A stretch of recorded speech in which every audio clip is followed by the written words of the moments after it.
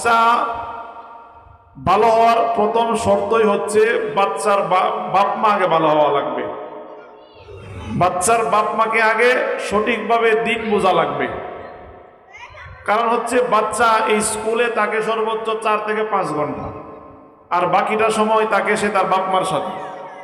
তো আমি হিসাব করে দেখলাম, যদি একটা বাচ্চা স্কুলে 5 ঘন্টা আসে আর বাকি সময়টুকু সে বাড়িতে কাটায়, তাহলে 100 ভাগের 11% সে স্কুলে সময় দেয়, বাকি 89% সময় সে বাড়িতে দেয়। তাহলে 5 ঘন্টা উস্তাদরা ভালো কিছু শিক্ষা দিল, কিন্তু বাকি সময়টুকু আপনি ভালো পরিবেশে রাখলেন না, এই সন্তানটা ভালো হবে না। সে দুষ্ট বন্ধুর পাল্লায় পড়ে, সেও অসৎ বন্ধুর পাল্লায় পড়ে খারাপ হয়ে যাবে। এজন্য আপনারা যারা আছেন, বাচ্চাদেরকে স্কুলে দেওয়ার পাশাপাশি যেই সময়টুকু আপনার কাছে থাকবে, চেষ্টা করবেন ভালো পরিবেশে রাখার জন্য, ভালো কথা বলার জন্য। বিশেষ করে মোবাইল দিয়ে বাচ্চার সময় নষ্ট করবেন না। আমাদের অনেক গার্জেনদের এরকম একটা অবস্থা আছে যে বাচ্চা কান্নাকাটি করলেই মোবাইল দেয়, বাচ্চা কথা শুনে না, মোবাইল দেয়। জি, বাচ্চা কাইতে চায় না, মোবাইল সামনে দিলেই বাচ্চা কা।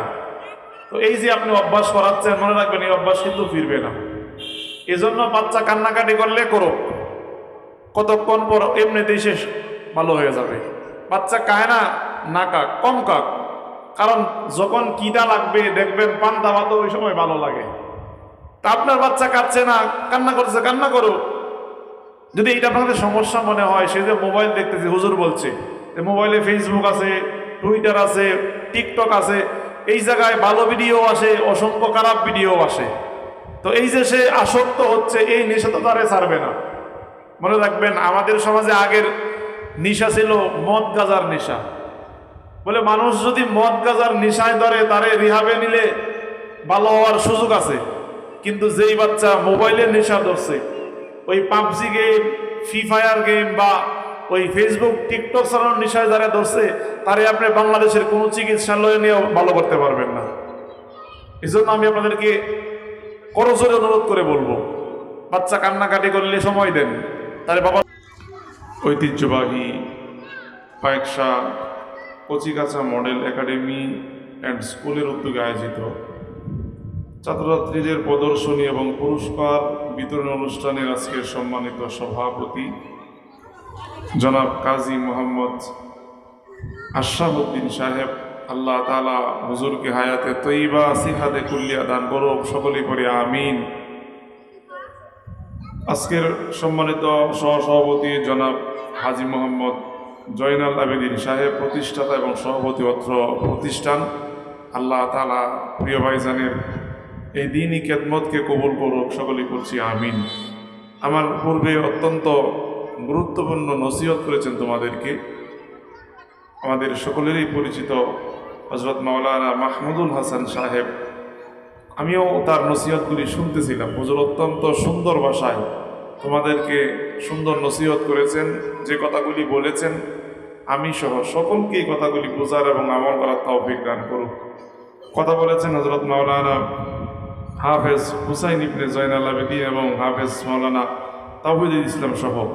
আজকের এই প্রোগ্রামটা যিনি আয়োজন করেছেন মাওলানা শাহাদাতুল্লাহ ইবনে আশরাফ এবং হাজী মোহাম্মদ জয়নাল আবেদিন সহ যারাই উপস্থিত হয়েছেন, সকলকে আমার পক্ষ থেকে সাধুবাদ জানাই। বিশেষ করে অনেক গার্ডিয়ানরা আসছেন, আপনাদের বাচ্চাদের এই প্রদর্শনী দেখার জন্য এসেছেন। সকলকে আমি আমার পক্ষ থেকে আন্তরিক মোবারকবাদ জানাই। তোমরা যারা আমার সামনে বসেছ, সবাই কেমন আছো? আলহামদুলিল্লাহ, আমিও ভালো আছি। আমাদেরকে ভালো রাখেন কে? মাশাআল্লাহ। তো তোমরা সেই সকাল থেকে অনেক সঙ্গীত গেয়েছ, কোরআন তেলাওয়াত করেছ, পাশাপাশি বিভিন্ন বিষয়ে বক্তব্য দিয়েছ। মাশাআল্লাহ, খুব সুন্দর হয়েছে। যদি আরো প্র্যাকটিস করা হয়তো সামনে আরো সুন্দর হবে। তো আজকের এই তোমাদের এই সুন্দর আয়োজনটা আরো সুন্দর হবে যদি তোমরা একদম নীরব হয়ে বসে থাকো। যে আমার আগে হুজুর কথা বলছেন, তোমাদেরকে নসিহত করছেন, যেই নসিহতগুলি আমাদের সবার জন্য জরুরি। যে আমরা এই স্কুলে ভর্তি হয়েছি জ্ঞান অর্জন করার জন্য, তো জ্ঞান মানুষ কেন অর্জন করে? বলে সে নিজেকে চিনতে পারে, সে তার মালিককে চিনতে পারে, সে কোনটা ভালো কোনটা মন্দ সে পার্থক্য করতে পারে। একজন জ্ঞানহীন মানুষ আর একজন জ্ঞানী মানুষ কোনোদিন কি সমান হতে পারে? জোরে বলো, সমান হতে পারে? পারে না। আল্লাহ তাআলা কুরআনুল কারীমের মধ্যে এই কথাটুকুই বলেছেন। হে নবী, আপনি বলে দিন, কুল হাল ইয়াস্তাবিল্লাযীনা ইয়ালামুনা ওয়াল্লাযীনা লা ইয়ালামুন, নিশ্চয়ই যারা জানে আর যারা জানে না তারা কোনোদিন সমান হতে পারে না। রাত্র আর দিন যেই রকম সমান না, নারী এবং পুরুষ যেই রকম সমান না, অন্ধ আর চক্ষুষ্মান যেই রকম সমান হতে পারে না, যারা জানে আর যারা জানে না তারাও কি হইতে পারে না? কোনোদিন সমান হতে পারে না। তো আলহামদুলিল্লাহ, তোমরা স্কুলে পড়তেছো, তোমরা বাংলা ইংরেজি গণিতের পাশাপাশি কোরআন হাদিস থেকেও অনেক কিছু শিখতেছো, মাসালা মাসাইল শিখতেছো। এগুলি সামনে অনেক ফায়দা দিবে তোমাদেরকে। ভবিষ্যতে তোমরা যত বড়ই হও না কেন, এই দ্বীনি জ্ঞানটাই তোমাদেরকে আদর্শের রাস্তায় রাখবে। এজন্য হুজুর যে নসিহতগুলি করছে যে 1 নাম্বার সত্য কথা বলা লাগবে। কি কথা বলা লাগবে? সবাই বলো, কি কথা বলা লাগবে? সত্য কথা বলবা। স্কুলে সত্য কথা বলবা, বাড়ি থেকে মিথ্যা কথা বলা যাবে না, বাড়িতেও মিথ্যা কথা বলা যাবে না। সর্বদাই সবার সাথে সত্য কথা বলবা। তবে মাঝে মধ্যে বন্ধুর সাথে মিথ্যা কথা বলা যাবে? কি বলা যাবে না, কারোর সাথেই মিথ্যা বলা যাবে না, কারণ সত্য মানুষকে মুক্তি দেয়, মিথ্যা মানুষকে ধ্বংস করে। হাদিসটা তোমরা পড়ছো সবাই? হাদিসটা বলতে পারবা? বলো তো হাদিসটা সবাই।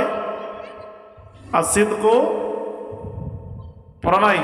আচ্ছা, আসিদকু ইউনজি, সত্য মানুষকে কি করে? মুক্তি দেয়। আর মিথ্যা মানুষকে কি করে?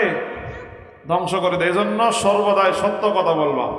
আল্লাহ তাআলা এই আদেশটাই আমাদের সকলকেই করছেন, ইয়া আইয়ুহাল্লাযীনা আমানুত্তাকুল্লাহ, হে দুনিয়ার ঈমানদারের আল্লাহ তাআলাকে ভয় করো।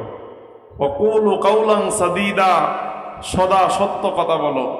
যে সত্য কথা বলতে পারো, ইসলিহ লাকুম আমালাকুম, আল্লাহ আমলনামা পরিশুদ্ধ করবেন, জীবনের গুনাহ মাফ করবেন এবং জান্নাতের মালিক আল্লাহ তাআলা বানাইবেন। বলি সুবহানাল্লাহ। এজন্য কি মিথ্যা কথা বলবা না সত্য কথা বলবা? সত্য কথা। আমি নতুন করে নসিহত কিছু করবো না, কারণ হুজুর তোমাদের যে নসিহতগুলি ছিল সবই বলছি। সত্য কথা বলা লাগবে, উস্তাদরা যা কথা বলে এগুলি মানার চেষ্টা করা লাগবে এবং সবসময় নম্রবদ্ধতার সাথে থাকা লাগবে। তো আমি যেহেতু প্রতিষ্ঠানে অনেক গার্ডিয়ানরা আসছে, বাচ্চাদের চাইতে নাকি শুনলাম বাচ্চাদের মা বোনরা বেশি আসছে, তা আমি অভিভাবক যারা আছেন তাদেরকে কয়েকটা কথা বলবো। বাচ্চারা যেহেতু ছোট মানুষ, তারা এমনিতেই এই বিষয়গুলি এত বেশি বুঝবে না, আর হুজুরও আমার পূর্বে কিছু নসিহত করছে। এজন্য আমি বাচ্চাদেরকে আর এই কথাগুলি বলতে চাচ্ছি না যে কোরআন তেলাওয়াত করা, কোরআন শিখা, নামাজ পড়া, সত্য কথা বলা, গীবত না করা, কারোর সাথে দুষ্টামি না করা, বেয়াদবি না করা। বিশেষ করে ওই যে মোবাইলের প্রতি যে একটা আসক্ত, ওই মোবাইলে আসক্ত হওয়া যাবে না, কারণ তোমাদের সামনে অনেক সময় পড়ে আছে। যদি এই সময়টাকে মূল্যায়ন করতে পারো, সামনে অসংখ্য সময় তোমরা পাবে, যেই সময়টা তোমরা তোমাদের মন মতো কাটাইতে পারবা। কিন্তু এখন যদি সময় নষ্ট করে ফেলো, গেম খেলে, তারপরে ওই বাইরে ঘোরাফেরা করে, তাহলে দেখবা ওই সময়টাই তোমার জীবন নষ্ট করে দিবে। এজন্য এখন যেহেতু পড়াশোনা করার সময়, সঠিক সময়ে পড়াশোনাটা করবা এবং আল্লাহ তাআলা নামাজ ফরজ করছেন, সকলেই নামাজ পড়বা। নামাজ পড়ো তোমরা সবাই? বলো তো, নামাজ প্রতিদিন কয় ওয়াক্ত নামাজ পড়া লাগে? মাশাআল্লাহ, কয় ওয়াক্ত? 5 ওয়াক্ত। 5 ওয়াক্ত নামাজ সবাই পড়ো? মাশাআল্লাহ, সবাই 5 ওয়াক্ত নামাজ পড়বা। তারপরে উস্তাদরা যা বলে সব কথাগুলি মানার চেষ্টা করবা। বিশেষ করে বাড়িতে যখন আব্বা আম্মার সাথে কথা বলবা, তখন কি উচ্চ আওয়াজে কথা বলা যাবে? যে না, বেয়াদবি করা যাবে না। আল্লাহ তাআলা আদেশ মানা যেই রকম ফরজ, বাপ মার কথা শোনাও কি সবার জন্য ফরজ। একদম নরম ভাষায় সুন্দর করে আদবের সাথে কথা বলবা। তো যারা অভিভাবক আছেন, আমি আপনাদের কয়েকটা কথা বলতে চাই। সেটা হচ্ছে, আমরা সবাই চাই আমাদের সন্তানগুলি ভালো হোক। তো মা বোন যারা শুনতেছেন, যেহেতু প্রজেক্টরের ব্যবস্থা করা আছে, আমরা চাই যে আমাদের সন্তান ভালো হোক। কিন্তু চাইলেই তো হবে না, আমাদেরও কিছু কর্তব্য আছে। আরব বিশ্বে একটা প্রবাদ আছে, ইন্নাকা লা তাজনি মিনাশ শাউকি লাইনাব, কাঁটাযুক্ত গাছ থেকে কোনোদিন আঙ্গুর ফল আশা করা যায় না। ধরেন আপনি রইছেন বড়ই গাছ, আচ্ছা বলেন তো বড়ই গাছ থেকে কি আঙ্গুর ফল আসবে না বড়ই হবে? এখন যদি দেশের সমস্ত হুজুরকে আইনা যদি ফু দেওয়া হয়, দোয়া করা হয়, তারপরেও কি বড়ই হবে না আঙ্গুর হবে? বড়ই হবে। এজন্য আরব বিশ্বে এই প্রবাদটা খুব চলে, ইন্নাকা লা তাজনি মিনাশ শাউকি লাইনাব, কাঁটাযুক্ত গাছ থেকে বড়ই গাছ থেকে কোনো সময় আঙ্গুর ফল আশা করা যায় না। আরেকটা প্রবাদ আছে, কামা তাদিনু তুদান, যেমন কর্ম তেমন ফল। আপনি চান যে আপনার বাচ্চাটা দিনদার হোক, আপনি চান আপনার বাচ্চাটা ভালো মানুষ হোক, আপনি চান যে আপনার বাচ্চাটা আপনার খিদমত করুক, আপনার অধিকারগুলি বুঝুক, আমি বলবো ওই বাচ্চা তখনই আপনার আশা পূর্ণ করবে, সে ভালো মানুষ হবে যখন আপনি বাচ্চার হকগুলি আদায় করবেন। আমাদের অভিভাবকদের সবারই স্বপ্ন বাচ্চা ভালো হোক, বাচ্চা আমার কথা শুনুক, বাচ্চা আমাকে সম্মান করুক। কিন্তু আমি আপনাদেরকে বলবো বাচ্চা কোনোদিনই আপনার আশানুরূপ হবে না যতক্ষণ না আপনি বাচ্চার আশাগুলি ফুলফিল করবেন, ওই বাচ্চার অধিকারগুলি আপনি বাস্তবায়ন করবেন। এজন্য যারা অভিভাবকরা আসছেন এবং তোমরা যারা এখন আসো, সামনে বড় হবে, অভিভাবক হবে, এই কথাগুলি তোমাদেরও বোঝা দরকার। তো বাচ্চা ভালো হওয়ার প্রথম শর্তই হচ্ছে বাচ্চার বাপ মা আগে ভালো হওয়া লাগবে। বাচ্চার বাপ মাকে আগে সঠিকভাবে দিন বোঝা লাগবে। কারণ হচ্ছে বাচ্চা এই স্কুলে তাকে সর্বোচ্চ 4 থেকে 5 ঘন্টা, আর বাকিটা সময় তাকে সে তার বাপ মার সাথে। তো আমি হিসাব করে দেখলাম, যদি একটা বাচ্চা স্কুলে 5 ঘন্টা আসে আর বাকি সময়টুকু সে বাড়িতে কাটায়, তাহলে 100 ভাগের 11% সে স্কুলে সময় দেয়, বাকি 89% সময় সে বাড়িতে দেয়। তাহলে 5 ঘন্টা উস্তাদরা ভালো কিছু শিক্ষা দিল, কিন্তু বাকি সময়টুকু আপনি ভালো পরিবেশে রাখলেন না, এই সন্তানটা ভালো হবে না, সে দুষ্ট বন্ধুর পাল্লায় পড়ে, সেও অসৎ বন্ধুর পাল্লায় পড়ে খারাপ হয়ে যাবে। এজন্য আপনারা যারা আছেন বাচ্চাদেরকে স্কুলে দেওয়ার পাশাপাশি যেই সময়টুকু আপনার কাছে থাকবে চেষ্টা করবেন ভালো পরিবেশে রাখার জন্য, ভালো কথা বলার জন্য। বিশেষ করে মোবাইল দিয়ে বাচ্চার সময় নষ্ট করবেন না। আমাদের অনেক গার্জেনদের এইরকম একটা অবস্থা আছে যে বাচ্চা কান্নাকাটি করলেই মোবাইল দেয়, বাচ্চা কথা শুনে না মোবাইল দেয়, জি বাচ্চা কাইতে চায় না, মোবাইল সামনে দিলেই বাচ্চা কান। তো এই যে আপনি অভ্যাস করাচ্ছেন, মনে রাখবেন এই অভ্যাস কিন্তু ফিরবে না। এজন্য বাচ্চা কান্নাকাটি করলে করো, কতক্ষণ পর এমনিতেই শেষ ভালো হয়ে যাবে। বাচ্চা কায় না, না কাক, কম কাক, কারণ যখন কিদা লাগবে দেখবেন পান্তা ভাত ওই সময় ভালো লাগে। তা আপনার বাচ্চা কাঁদছে না, কান্না করছে, কান্না করো। যদি এটা আপনাদের সমস্যা মনে হয়, সে যে মোবাইল দেখতেছে, হুজুর বলছে মোবাইলে ফেসবুক আছে, টুইটার আছে, টিকটক আছে, এই জায়গায় ভালো ভিডিও আসে, অসংখ্য খারাপ ভিডিও আসে। তো এই যে সে আসক্ত হচ্ছে, এই নেশা তো তারে ছাড়বে না। মনে রাখবেন আমাদের সমাজে আগের নেশা ছিল মদ গাঁজার নেশা। বলে মানুষ যদি মদ গাঁজার নেশায় ধরে তারে রিহাবে নিলে ভালো হওয়ার সুযোগ আছে। কিন্তু যেই বাচ্চা মোবাইলের নেশা ধরছে, ওই PUBG game, free fire game বা ওই ফেসবুক টিকটক চালানোর নেশায় যারা ধরছে, তারে আপনি বাংলাদেশের কোনো চিকিৎসালয়ে নিয়েও ভালো করতে পারবেন না। এই জন্য আমি আপনাদেরকে করজোরে অনুরোধ করে বলবো, বাচ্চা কান্নাকাটি করলে সময় দেন, তারে বাবা সোনা ডাইকা বুঝান, তারপরেও মোবাইল দিবেন না। বাচ্চা খাইতে চায় না, তারে অন্যভাবে বোঝান। 1 ঘন্টা 5 ঘন্টা পরে হলেও কিরা লাগলে সে খাবে। কিন্তু এই যে আপনি অভ্যস্ত করতেছেন মোবাইলের, এই নেশা তো ছাড়বে না, সামনে আরো বেশি সময় সে মোবাইল চালাবে। আর মোবাইল চালালে তো তার ব্রেনটা আর ওই জায়গায় থাকতেছে না, তার ব্রেনটা ধরতেছে অন্য জায়গায়। মানুষের ব্রেইনের কার্যকরী ক্ষমতা কমে যায়, দৃষ্টিশক্তি নষ্ট হয়ে যায়। এজন্য অনেকেই হয়তো বলবে হুজুর ও মোবাইলে অনেক কিছু সে শিখে।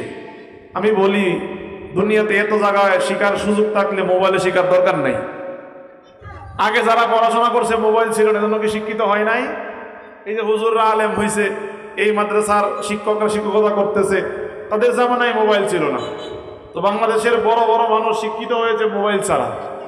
আপনিও প্রয়োজনে নিজে পড়ান, না পারলে শিক্ষক দিয়ে পড়ান।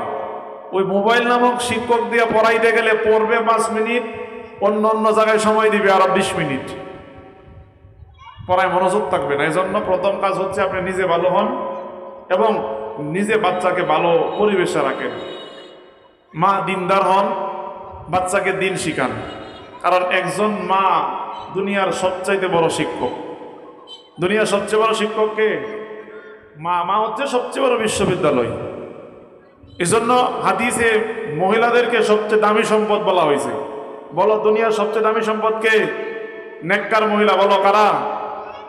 নেককার মহিলা। হাদিসে রাসূল বলছেন আদ-দুনিয়া কুল্লুহা মাতাউন ওয়া খায়রু মাতাইদ দুনিয়া আল মারআতুস সালিহা। এই দুনিয়া যত সম্পদ আছে তার মধ্যে সবচেয়ে দামি সম্পদ হচ্ছে নেককার দিনদার মহিলা। বলি সুবহানাল্লাহ। এখন আপনাদেরকে প্রশ্ন করতে চাই, আপনাদের স্ত্রীগুলি কি নেককার হয়েছে? তো নেককার কিনা বুঝবেন কেমনে? আপনার ওয়াইফ, আপনার বোন, আপনার পার্শ্বের মহিলারা নেককার কিনা দিনদার কেমনে বুঝবেন কেমনে? বলে শুধু পর্দা করে আর 5 ওয়াক্ত নামাজ পড়লেই তারা নেককার বলা যাবে না। কারণ এইরকম অনেক মহিলা আছে বুকরা পরে, হাত মোজা পা মোজা পরার পরেও মেসেঞ্জারে ফেসবুকে পরপরের সাথে কথা বলে। অনেক মহিলা 5 ওয়াক্ত নামাজ পড়ে স্বামীর কথা শুনে না, শাশুড়ির সাথে কিটকিট মেজাজে কথা বলে। তো বাচ্চা তো এগুলো দেখে শিখতেছে। এজন্য দিনদার মহিলা কারা? নবীজি 4টা আলামত বলছে। একজন মহিলা ভালো, তার আলামত কয়টা? 4টা। এক বলে দিনদার মহিলার প্রথম বৈশিষ্ট্য হচ্ছে ইজা নাজারাত ইলাইহা সাররাতহু, যার দিকে তার স্বামী তাকালে সে সন্তুষ্ট হয়। অর্থাৎ তার আচার ব্যবহার এমন হয় তার দেখলেই ভালো লাগে। 2 ইজা গাবা আনহা হাফিজাতহু, যেই মহিলা স্বামীর অবর্তমানে স্বামীর সম্পদ, নিজের সতীত্ব হেফাজত করে। 3 বলে তাকে যখন হালাল আদেশগুলি করা হয় সেই হালাল আদেশগুলি মানার চেষ্টা করে। 4 নিজেও দিন মানে স্বামী এবং সন্তানকে দিন মানার জন্য উদ্বুদ্ধ করে। ধরেন ফজরের সময় বাচ্চারা ঘুমাবে, এটা স্বাভাবিক। তো একজন দিনদার মার বৈশিষ্ট্য হচ্ছে সে সবার আগে ঘুম থেকে উঠবে, নিজে নামাজ পড়বে, বাচ্চাকে নামাজের জন্য সজাগ করায় দিবে, নিজে কোরআন তেলাওয়াত করবে, বাচ্চারে কোরআন তেলাওয়াত করানোর জন্য বারবার বলবে, ঘুমানোর সময় সূরা কেরাত, দোয়া দুরুদ মুখস্থ করাবে। একজন মায় পারে একজন সন্তানকে দিন শিখাতে। বাচ্চা যখন রাতের বেলা শুয়ে শুয়ে গল্প বলে, ওই সময় আজগুবি গল্প না বইলা সাহাবীদের জীবনী বলেন, বড় বড় মুস্তাহিদ আলেমদের জীবনী বলেন, মনীষীদের জীবনী বলেন, বাচ্চার ভিতরে ওই বিষয়টাই ঢুকবে। কিন্তু আমাদের অনেক গার্ডিয়ান এরকম আছে, বাচ্চারে কাল্পনিক গল্প বলে, মিথ্যা কাহিনী শোনায়, বিভিন্ন বই দেখানোর গল্প বলে। আপনি আপনার বাচ্চারে বই দেখায় এখন থেকে শুরু বানাইতেছেন, এই বাচ্চা তো বড় হবে না। এজন্য বাচ্চাকে অতীত ঐতিহ্যগুলি আপনি শোনান, কোরআন হাদিসের ছোট্ট ছোট্ট আয়াত, হাদিস, দোয়া, মাসনুন এগুলি শিখান। এজন্য আমি যারা অভিভাবকরা আসছেন সকলকেই বলবো, নিজে ভালো হওয়ার চেষ্টা করেন, পাশাপাশি বাচ্চাকেও ভালো ভালো বিষয়গুলি শিক্ষা দেন। তারপরে আরেকটা বিষয় হচ্ছে আমাদের অভিভাবকরা যেটা সবচেয়ে বড় ভুল করে, আপনি বাচ্চার আরেকটা হক হচ্ছে তার সুন্দর নাম রাখা। কি রাখা? সুন্দর নাম রাখা। কেন রাখবেন? হাদিসে নবীজি বলছেন ইন্না লিকুল্লি ইসমুন আসার, প্রত্যেকটা নামের একটা প্রভাব আছে। আপনি আপনার সন্তানের নাম যেমন রাখবেন তার আচার ব্যবহারটাও ঠিক তেমন হবে। আপনি নাম রাখছেন ডিপজল, আপনি নাম রাখছেন আগুন, আচ্ছা যার নাম রাখছেন আগুন তার আচার ব্যবহার কি কেমন হবে? আগুনের মতনই হবে, সে ঘরবাড়িতে আগুন লাগাবে, এটাই স্বাভাবিক। এজন্য হাদিসে নবীজি বলছেন ইন্না লিকুল্লি ইসমুন আসার, প্রত্যেক নামের একটা প্রভাব আছে। আপনি সুন্দর সুন্দর নাম রাখবেন। কি নাম রাখবেন? হাদিসে নবীজি বলছেন ইন্না আহাব্বা আসমাইকুম ইলাল্লাহ আব্দুল্লাহ ওয়া আব্দুর রহমান, আল্লাহর কাছে সবচাইতে প্রিয় নাম আব্দুল্লাহ এবং আব্দুর রহমান। তারপরে নবীজি আবার বলছেন সাম্মু বি আসমাইল আম্বিয়া, তোমরা প্রয়োজনে নবীদের নামে নাম রাখো, সাহাবীদের নামে বাচ্চাদের নাম রাখো, মহিলা সাহাবীদের নামে তোমাদের মহিলাদের নাম রাখো। কারণ ইন্নাকুম তুদাউনা ইয়াউমাল কিয়ামাতি বি আসমাইকুম ওয়া বি আসমাই আবাইকুম, হাসরের ময়দানে আল্লাহ তাআলা সকলকেই তার নাম ধরে এবং বাপ মার নাম ধরে ডাকবেন।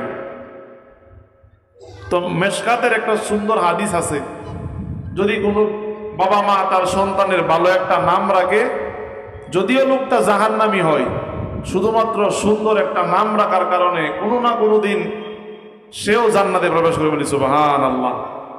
এজন্য বাচ্চার হক হচ্ছে তার সুন্দর নাম রাখবেন। ওই আরবি একটা নাম শুনছেন আর রাইকা দিছেন, এই নামের অর্থ আলেমদেরকে জিজ্ঞাসা করে নাই। অর্থ যদি খারাপ হয় বাচ্চার প্রভাবটাও খারাপ হবে। এই বাচ্চা বড় যদি বেয়াদব হয় এই জন্য দায় তার না, দায় আপনাদের। ছোট্ট একটা ঘটনা মনে পড়ছে, হযরত ওমর রাদিয়াল্লাহু শাসন আমলে এক বাবা আসছে বিচার নিয়ে, বলে আমার সন্তান আমার কথা শোনে না। তো আজকালের সন্তান তো এরকমই হয়ে গেছে, বাপ মার কোনো কথা শুনতে চায় না, ডাইনে বললে বামে যায়, সামনে বললে পিছনে যায়। তো ওই বাবা আয়েশা বলে, খলিফা আমার সন্তান আমার কথা শোনে না, আমার আদেশ মানে না, তার একটু বিচার করে দেন। তো ওমর রাদিয়াল্লাহু ওই সন্তানের বিচার করতে গেছে। তো সন্তান জিজ্ঞাসা করছে, হুজুর দোষ কি শুধু বাচ্চাদেরই হয় না বাবাদেরও কোনো দোষ আছে? বলে হ্যাঁ, বাপ মারও দোষ আছে, বাপ মারও কিছু হক আছে। বলে কি হক বলেন তো? বলে এক নাম্বার, বাচ্চার হক হচ্ছে তার ভালো মার ব্যবস্থা করা, 2 নাম্বার তার সুন্দর নাম রাখা, 3 নাম্বার তারে আদব কায়দা শিক্ষা দেওয়া, তারে দিন শিক্ষা দেওয়া।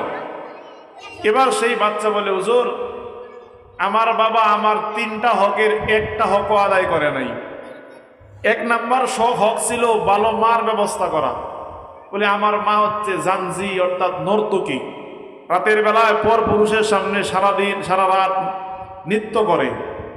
2 আমার হক ছিল সুন্দর নাম রাখা, আমার বাবা আমার নাম রাখছে কানফাসা, যার বাংলা অর্থ হচ্ছে সামসিকা। 3 নাম্বার আমার হক ছিল আমারে দিন শিক্ষা দেওয়া, আমারে আখলাক শিক্ষা দেওয়া। কিন্তু লাম ইয়ালাম হারফুম মিন কিতাবিল্লাহ, আমার বাপ মা আমারে একটা আরবি হরফ শিক্ষা দেয় নাই। এবার ওমর রাদিয়াল্লাহু বলতেছে যে, ও বাবা তোমার সন্তানের বিচার নিয়ে আসছে, এটা সন্তানের বিচার হবে না, তার আগে তোমার বিচার হবে। এজন্য সন্তানকে আদব শিক্ষা দেওয়া। এই জায়গায় যারা শিক্ষক আছেন তাদেরকেও বলবো, যারা অভিভাবক আছেন বাপ মা আছেন তাদেরকেও বলবো, ভাই চাচা বোন যারা আছেন সবাইকে বলবো, সন্তানের সবচেয়ে বড় হক হচ্ছে তাকে আদব শিক্ষা দেওয়া।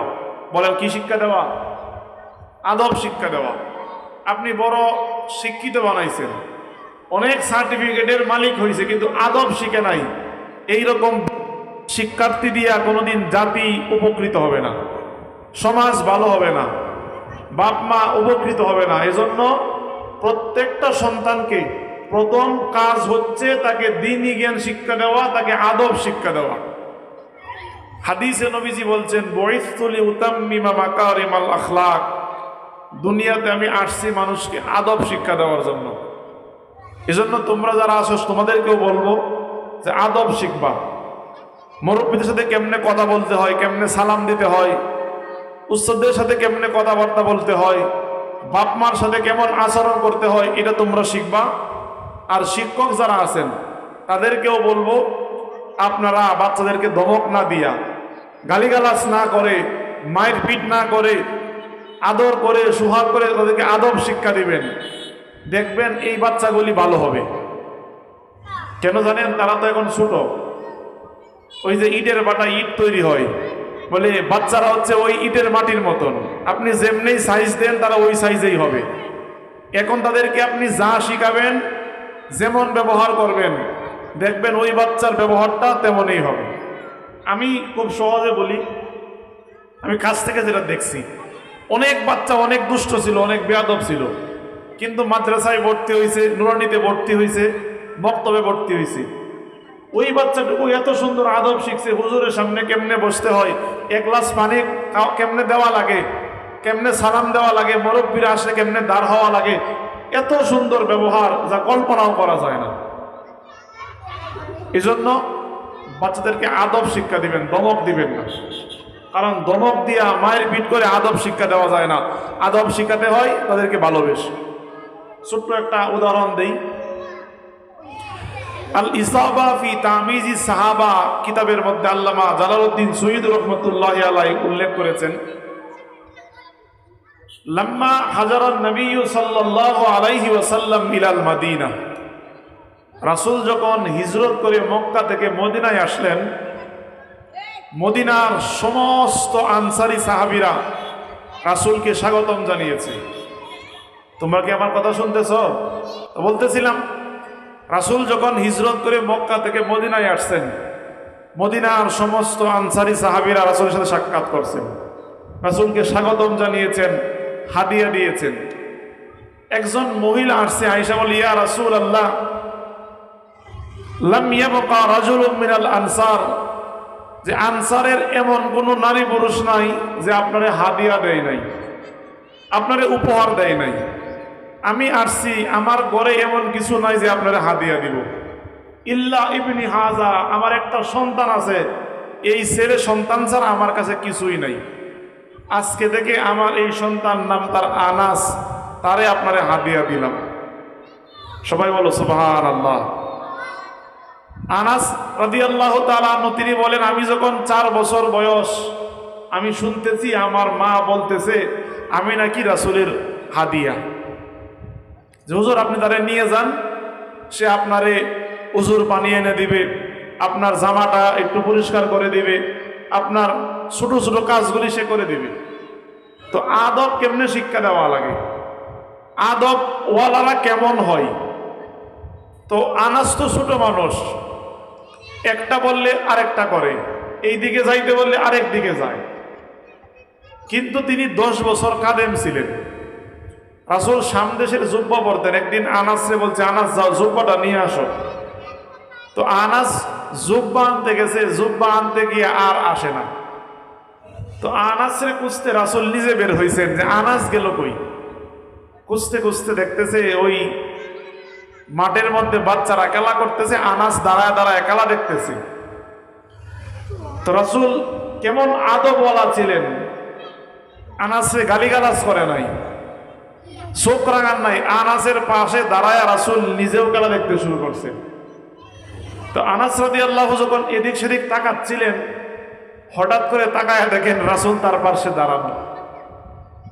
রাসূল তার গালিগালাজ করে নাই, মারে নাই, ধমক দেয় নাই, তারা দেখে একটা মুস্কি হাসি দিছে। আনাস বলে, আমি এত লজ্জা পাইছি যে রাসূল আমারে কাজের জন্য পাঠাইছিল, আমারই খুঁজতে বের হইছে, আমি কাজটা করতে পারি না, আমি বড় লজ্জা পাইছি। রাসূলের ওই দিনের মুস্কি হাসি আমার এমন সোজা বানাইছে, জীবনে আমি আর কোনোদিন অন্য রাস্তায় যাই নাই। তিনি 10 বছর কাদেম ছিলেন। তিনি বলেন, এই 10 বছরে ওয়ালা দরাবানি, রাসূল আমারে কোনোদিন মারে নাই। বলে মারবে দূরের কথা, ওয়ালা সাব্বানি, আমারে কোনোদিন গালিগালাজ করে নাই। বলে গালিগালাজ করবে দূরের কথা, ওয়ালা আবাসা আলা ওয়াজহি, আমার চেহারা দিয়ে কোনোদিন চোখ রাঙায়া তাকায় নাই। রাসূলের মুস্কি হাসি আর সুন্দর ব্যবহার আমার এমন আদবওয়ালা আখলাকওয়ালা বানাইছে। তাহলে বাচ্চাদেরকে আদব শিক্ষা দিবেন, তাদেরকে সুন্দর ভাষায় বলবেন, তাদেরকে মাথায় হাত রেখে পিঠে হাত রেখে বাবা সোনা ডেকে বুঝাবেন। দেখবেন এই বাচ্চাগুলি ভালো হবে। 1 বার 2 বার 3 বার বুঝান, বাচ্চারা বুঝবে, আদবওয়ালা হবে, আখলাকওয়ালা হবে। এজন্য আমার শেষ কথা হচ্ছে, বাচ্চাদেরকে জাগতিক শিক্ষার পাশাপাশি তারে দিন শিক্ষা দেন, তারে আখলাক শিক্ষা দেন। যদি দিনের শিক্ষা এবং আদব সে শিখতে পারে, সে যত বড় শিক্ষিত হবে তত মার্জিত, নম্র, ভদ্র হবে। আর যেই সন্তান দিন শিখবে না, আদব শিখবে না, সে যত বড় শিক্ষিত হবে তত বড় বদমাশ হবে। সে রাষ্ট্রের ক্ষমতায় আসলে জনগণকে কষ্ট দেবে, রাষ্ট্রের সম্পদ চুরি করবে, আমানতের খেয়ানত করবে। আর যেই সন্তান ছোট্টবেলায় দিন শিখবে, আদব শিখবে, সে ডাক্তার হলে মানবিক ডাক্তার হবে, সে সমাজপতি হলে আমানতদার সমাজপতি হবে, সে বিচারক হলে ইনসাফওয়ালা বিচারক হবে, আর না হয় তার দ্বারা সমাজ উপকৃত হবে না। এজন্য আমাদের টার্গেট থাকবে আমাদের বাচ্চাদেরকে যতই শিক্ষা আমরা দেই না কেন, প্রথম শিক্ষাটা হবে দ্বীনি শিক্ষা। বলেন কি শিক্ষা হবে? দ্বীনি শিক্ষা। এবং তাকে আমরা সুন্দর আখলাক শিক্ষা দিব। যদি তাকে দ্বীন শিক্ষা দিতে পারি, আখলাক শিক্ষা দিতে পারি, পাশাপাশি আপনি বাংলা, ইংরেজি, অঙ্ক যত কিছু পড়ান, সে কোনোদিন নাস্তিক হবে না, সে কোনোদিন ইসলামের শত্রু হবে না, সে হবে একজন আমানতদার, নেককার, দিনদার মানুষ।